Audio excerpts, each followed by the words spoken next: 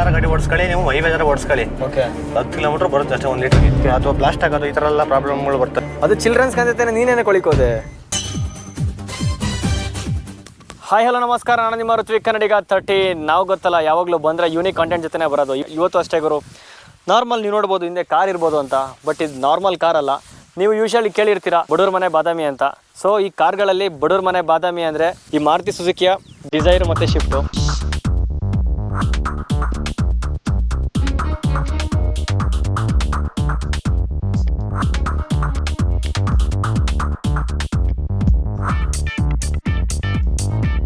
ಮುಂದ್ಗಡೆಯಿಂದ ನೋಡಿದ್ರೆ ಖಂಡಿತ ಗೊತ್ತಾಗಲ್ಲ ಗುರು, ಶಿಫ್ಟ್ ಯಾವುದು ಡಿಸೈರ್ ಯಾವುದು ಅಂತ ಗೊತ್ತಾಗಲ್ಲ. ಪ್ರೀವಿಯಸ್ಲಿ ಹೆಂಗೆ ಬರ್ತಿತ್ತು ಅಂದರೆ ಶಿಫ್ಟ್ ಅಂತ ಬರೋದು, ಅದ್ರ ಪಕ್ಕದಲ್ಲಿ ಇನ್ನೊಂದೇನಂದರೆ ಶಿಫ್ಟ್ ಡಿಸೈರ್ ಅಂತ ಬರೋದು. ಸೊ ಹ್ಯಾಚ್ ಬ್ಯಾಗ್ ಒಂದು ಮತ್ತು ಇನ್ನೊಂದು ಸೆಡಾನ್ ಒಂದು ಬರೋದು. ಈಗ ಶಿಫ್ಟೇ ಬೇರೆ ಡಿಸೈರೇ ಬೇರೆ ಮಾಡಿದ್ದಾರೆ. ಅದನ್ನು ಏನಕ್ಕೆ ಡಿಫ್ರೆನ್ಷಿಯೇಟ್ ಮಾಡಿದ್ದಾರೆ ವಿಡಿಯೋ ಕೊನೆಯಲ್ಲಿ ಹೇಳ್ತೀನಿ. ಈಗ ಬನ್ನಿ ಗಾಡಿ ಸ್ಪೆಸಿಫಿಕೇಶನ್ ನೋಡ್ಕೊಂಬರೋಣ.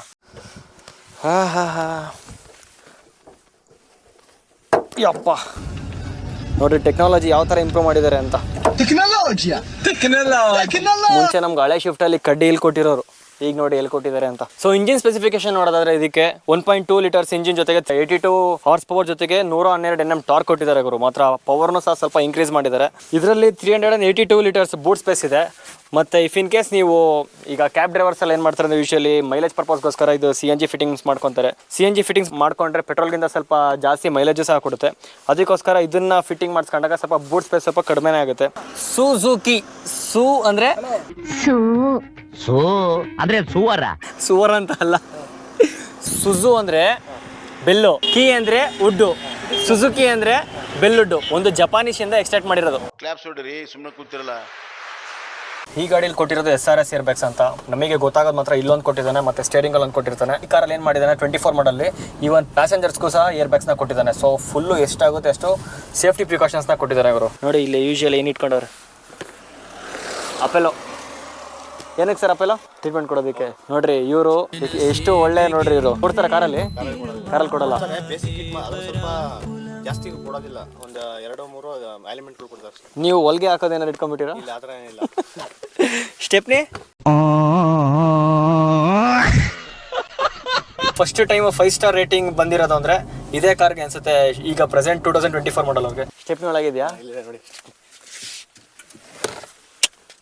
ಸ್ಟೆಪ್ನಿ ಮಾತ್ರ ಸೇಫಾಗಿ ಇಟ್ಕೊಂತೀರಲ್ಲ ಯಾವಾಗಲೂ. ಇದು ನಿಮಗೆ ಶೋರೂಮಲ್ಲೇ ಕೊಡ್ತಾರಲ್ಲ CNG ಫಿಟ್ಟಿಂಗ್ಸ್, ಅಥವಾ ಹೊರಗಡೆ ತಗೊಂಡು ಮಾಡ್ತೀರಾ? ನಾವು ಯಾಕಂದ್ರೆ ಶೋರೂಮಲ್ಲೇ ಫಿಟೆಡ್ ಗಾಡಿನೇ ಬೇಕು ಅಂತ ತಗೊಂಡಿದ್ದು. ಯಾಕಂದ್ರೆ ಹೊರಗಡೆ ತಗೊಂಡ್ರೆ ಗಾಡಿನ ಈಗ ಅವ್ರು CNG ಫಿಟ್ ಮಾಡ್ತಾರೆ, ಅದು ಬ್ಲಾಸ್ಟ್ ಆಗೋದು ಈ ತರ ಎಲ್ಲ ಪ್ರಾಬ್ಲಮ್ಗಳು ಬರ್ತವೆ. ಮತ್ತೆ ಶೋರೂಮ್ ಒಳಗಡೆ ಏನು ಫಿಟೆಡ್ ಆಗಿ ಬಂದಿರುತ್ತೆ ಅದಕ್ಕೆಲ್ಲ ಶೋರೂಮೇ ಗ್ಯಾರಂಟಿ ವಾರಂಟಿ ಎರಡು ಅದೇ ಇರುತ್ತೆ. NCP ಅಂತ ಒಂದು ಪ್ರೋಗ್ರಾಮ್ ಮಾಡ್ತಾರೆ ಗುರು. ಅದರಲ್ಲಿ ಒಂದು ಅಡಲ್ಟ್ ಮತ್ತೆ ಇನ್ನೊಂದು ಚೈಲ್ಡ್ಗೆ ಮಾಡ್ತಾರೆ. ಟೋಟಲ್ ಔಟ್ ಆಫ್ 34 ಅಲ್ಲಿ ಅಡಲ್ಟ್ಗೆ 34 ಅಲ್ಲಿ 31.24 ಬರುತ್ತೆ.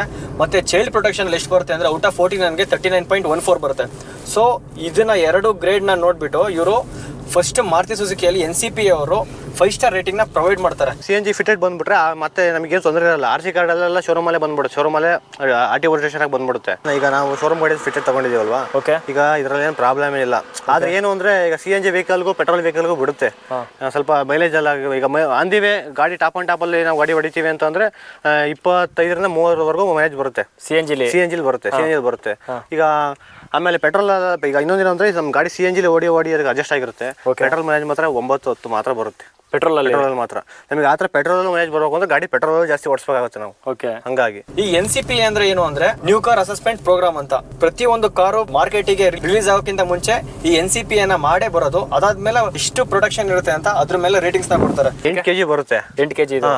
ಈಗ ಹೊರಗಡೆ ಎಲ್ಲ ಮಾಡಿಸ್ಕೊಂಡ್ರೆ 10 kg 11 kg ವರೆಗೂ ಫಿಟ್ ಮಾಡ್ತಾರೆ. ಅವರ ಗಾಡಿಲೆಲ್ಲ 10 kg ಹಿಡಿಯುತ್ತೆ. ಬಟ್ ಗ್ಯಾರಂಟಿ ಅಷ್ಟು ಸೇಫ್ಟಿ ಇರಲ್ಲ. ಮತ್ತೆ ಬ್ಲಾಸ್ಟ್ ಆಗೋ ಮೂಮೆಂಟ್ ಇರುತ್ತೆ.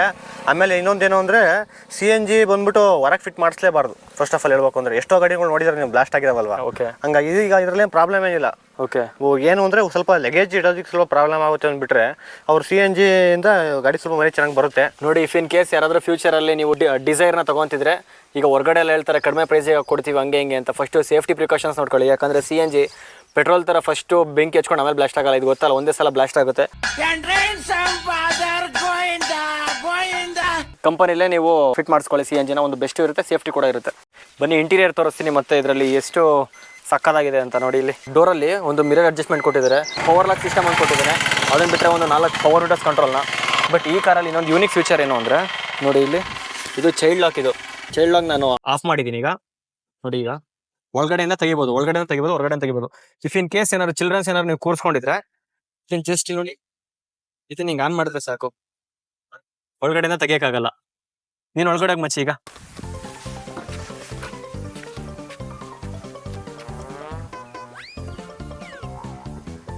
ಗೊತ್ತಾಯ್ತಾ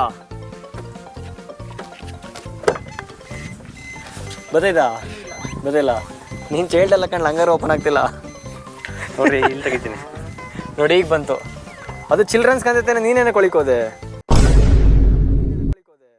ನೋಡಿ. ಈಗ ಮತ್ತೆ ಆಫ್ ಮಾಡ್ತೀನಿ. ಈ ಥರ ಚಿಲ್ಡ್ರನ್ಸ್ ಕರ್ಕೊಂಡು ಹೋದಾಗ ಮಾತ್ರ ಇದು ಆನ್ ಮಾಡೋದು. ಹಾಂ ಟೈಟ್ ಆಗುತ್ತದ, ಅದಕ್ಕೆ ಚಿಲ್ಡ್ರನ್ಸ್ ಲಾಕ್ ಅಂತ ಹೇಳೋದು. ಒಂದು ಪ್ಯಾಸೆಂಜರ್ಗೆ ಎಷ್ಟು ಕಂಫರ್ಟ್ ಮಾಡಿದ್ದಾನೆ ಅಂದರೆ ಈ ಗಾಡೀಲಿ ನೋಡಿ, ಇಲ್ಲಿ ಒಂದು ರೆಸ್ಟ್ ಆಮ್ ಕೂಡ ಕೊಟ್ಟಿದ್ದಾನೆ. ಇಲ್ಲಿ ನೀವು ಬಾಟಲ್ಸ್ ಇಟ್ಕೊಬೋದು, ಅಂದರೆ ಇಫ್ ಇನ್ ಕೇಸ್ ಏನಾದರೂ ಜ್ಯೂಸ್ ಬಾಟಲ್ಸ್ ಏನಾದರೂ ಇಟ್ಕೊಬೋದು. ಮತ್ತು ಇಲ್ಲೊಂದು AC ಪ್ಯಾನಲ್ ಕೊಟ್ಟಿದ್ದಾನೆ. ಅದಾದಮೇಲೆ ಇಲ್ಲೊಂದು ಚಾರ್ಜ್ 120 ವಾಟ್ಸಿಂದು ಚಾರ್ಜ್ ಕೂಡ ಕೊಟ್ಟಿದ್ದಾರೆ. ಒಟ್ಟು ಒಂದು ಕಂಫರ್ಟೇಬಲ್ ಸೀಟು ಕೊಟ್ಟಿದ್ದಾರೆ. ಅದಾದಮೇಲೆ ನಿಮಗೆ ಇವನ್ ಬ್ಯಾಕ್ ಸೈಡ್ ನಿಮಗೆ ಸೀಟ್ ಬೆಲ್ಟು ಸಹ ಪ್ರೊವೈಡ್ ಮಾಡಿದ್ದಾರೆ ಈ ಗಾಡೀಲಿ. ತುಂಬ ಅಂದರೆ ತುಂಬ ಸೇಫ್ಟಿ, ಕಡೆ ಎಷ್ಟಾಗುತ್ತೋ ಅಷ್ಟು ಸೇಫ್ಟಿ ಪ್ರಿಕಾಷನ್ಸ್ನ ಕೊಟ್ಟಿದ್ದಾರೆ. ಇವನ್ ಚೈಲ್ಡ್ ಲಾಕ್ ಆಗಿರ್ಬೋದು, ಆಮೇಲೆ ಬ್ಯಾಕ್ ಸೈಡ್ ಆರ್ಮ್ ರೆಸ್ಟ್ ಆಗಿರ್ಬೋದು, ಸೀಟ್ ಬೆಲ್ಟ್ ಆಗಿರ್ಬೋದು, ಇಷ್ಟೆಲ್ಲ ಕಂಫರ್ಟೇಬಲ್ ಟ್ರಾವೆಲ್ಗೋಸ್ಕರ ಇಷ್ಟೆಲ್ಲ ಕೊಟ್ಟಿದ್ದಾನೆ ಅವರು. ಮುಂಚೆ ಶಿಫ್ಟ್ ಡಿಸೈರ್ ಬರೋದಲ್ಲ, ಆ ಕಾರ್ಗೆಲ್ಲ NCPA ಪ್ರೋಗ್ರಾಮ್ ಮಾಡಿದಾಗ 2 ಸ್ಟಾರಿಂಗ್ ರೇಟ್ನ ಕೊಟ್ಟಿದ್ದಾರೆ. ಯಾಕಂದರೆ ಅಷ್ಟು ಸೇಫ್ಟಿ ಕೂಡ ಇರಲಿಲ್ಲ. ಶೋರೂಮಲ್ಲಿ ಅವ್ರು ಕೊಟ್ಟಿರೋ ಪ್ರಕಾರ ಪೆಟ್ರೋಲಲ್ಲಿ 24.3, ಇಲ್ಲಾಂದರೆ 25 ಇಟ್ಕೊಳ್ಳಿ. ಮತ್ತು CNGಲಿ ನೀವು ಗಾಡಿನ ಡ್ರೈವ್ ಮಾಡಿದ್ರೆ 33 ಬರುತ್ತಂತೆ. ಬಟ್ ನೀವು ಗಾಡಿ ಓಡಿಸಿದ್ರಲ್ಲ ಸಿಟಿಲೆಲ್ಲ, ಪೆಟ್ರೋಲಲ್ಲಿ ಎಷ್ಟು ಬರುತ್ತೆ ಮೈಲೇಜ್? ಸರ್ ಈಗ ಪೆಟ್ರೋಲ್ ಸಿಟಿಲಿ ಬಂದ್ಬಿಟ್ಟು ಸಿಟಿಲಾರ ಗಾಡಿ ಓಡಿಸ್ಕೊಳ್ಳಿ, ನೀವು ಹೈವೇದಾರ ಓಡಿಸ್ಕೊಳ್ಳಿ. ಓಕೆ 8, 9, 10 ಮಿನಿಮಮ್ 10 ಕಿಲೋಮೀಟರ್ ಬರುತ್ತೆ ಅಷ್ಟೇ 1 ಲೀಟರ್ಗೆ. ಇದನ್ನೆಲ್ಲ ಕಣ್ಣಿಂದ ನೋಡಿ ಕಂಗಾಲ ಆಗ್ಬಿಟ್ಟಿದೀನಿ. ಬೇಕಣ್ಣ ಈ ಲೋಪರ್ ನನ್ ಮಗನ್ ತಲೆ ಬೇಕು. ಯಾಕೆಂದ್ರೆ ಗಾಡಿ CNGಲಿ ಗಾಡಿ ರನ್ ಆಗಿ CNG ಮಾತ್ರ ಈ ಗಾಡಿ ಅಡ್ಜಸ್ಟ್ಮೆಂಟ್ ಆಗಿದೆ. ನನಗೆ ಆ ತರ ಪೆಟ್ರೋಲ್ ಅಲ್ಲಿ ಏನಾದ್ರು ಮೈಲೇಜ್ ಬರಬೇಕು ಅಂದ್ರೆ 2 ಸಲ ಫುಲ್ ಟ್ಯಾಂಕ್ ಮಾಡ್ಸ್ಕೊಂಡು ನಾನು ಗಾಡಿ ಓಡಿಸಿ ಅಡ್ಜಸ್ಟ್ ಮಾಡ್ಬೇಕಾಗುತ್ತೆ ನಾನು. ಯಾಕಂದ್ರೆ ನಾನು ಗಾಡಿ ತಗೊಂಡಿದ್ದರಿಂದ ಇಲ್ಲಿವರೆಗೂ ಏನೊಂದು 3,000 ಅಮೌಂಟ್ ಇನ್ ಪೆಟ್ರೋಲ್ ಅಲ್ಲಿ ನಾನು ಗಾಡಿ ಓಡಿಸ್ಕೊಂಡಿದ್ದೀನಿ ಅಷ್ಟೇ. ನಾನು ಅದನ್ನ ಬಿಟ್ರೆ ಗಾಡಿ ಫುಲ್ ಓಡಿದ್ರೆ CNG ಫುಲ್. ಯಾಕಂದ್ರೆ ಪೆಟ್ರೋಲ್ ಓಡಿಸಿ ನಮ್ಗೆ ಏನು ಉಳಿಯಲ್ವಲ್ಲ, ಎಲ್ಲ ಓಲ್ಡ್ ಗಾಡಿ ಅವ್ರಿಗೆ ಏನು ಉಳಿಯುತ್ತೆ. ಆಗಲೇ ಏರ್ ಬ್ಯಾಗ್ ಅಂತ ಹೇಳಿದ್ ನಾನು ನೋಡಿ, ಇಲ್ಲಿ ಯಾವ್ಯಾವ ಥರ ಯೂಸ್ ಮಾಡಬೇಕು ಏರ್ ಬ್ಯಾಗ್ಸ್ನ, ಮತ್ತು ಯಾವ್ಯಾವ ಥರ ನೀವು ಸೀಟಲ್ಲಿ ಪೊಸಿಷನ್ ಕೂರಬೇಕು ಮತ್ತು ಯಾವ್ಯಾವ ಥರ ಕೂರಬಾರ್ದು ಅನ್ನೋ ಪೊಸಿಷನ್ಸ್ ಕೊಟ್ಟಿದ್ದಾರೆ ನೋಡಿ. ಇಲ್ಲಿ ಅದನ್ನೇ ಸಹ ಇಲ್ಲಿ ಕೊಟ್ಟಿರೋದು, ಒಂದು ಮಿರರ್ ಕೊಟ್ಟಿದ್ದಾರೆ. ಅದನ್ನ ಬಿಟ್ಟರೆ ಪ್ರೆಸೆಂಟ್ ಈಗ ಒಂದು ಲೈಫ್ ಸ್ಪ್ಯಾನ್ ಅಂತ ಕೊಡ್ತಾರಲ್ಲ, ಇಂಜಿನ್ ಇಷ್ಟು ವರ್ಷ ರನ್ ಆದ್ಮೇಲೆ ಮತ್ತೆ ಚೇಂಜ್ ಮಾಡ್ಬೇಕು ಅಂತ, ಅಂದ್ರೆ ಇಂಜಿನಿಗೆ ಇದಾಗುತ್ತೆ ಅಂತ. ಸೊ CNGಲಿ ಓಡಿಸಿದಾಗ ಸ್ವಲ್ಪ ಲೈಫ್ ಇದಾಗುತ್ತೆ ಅಂತ.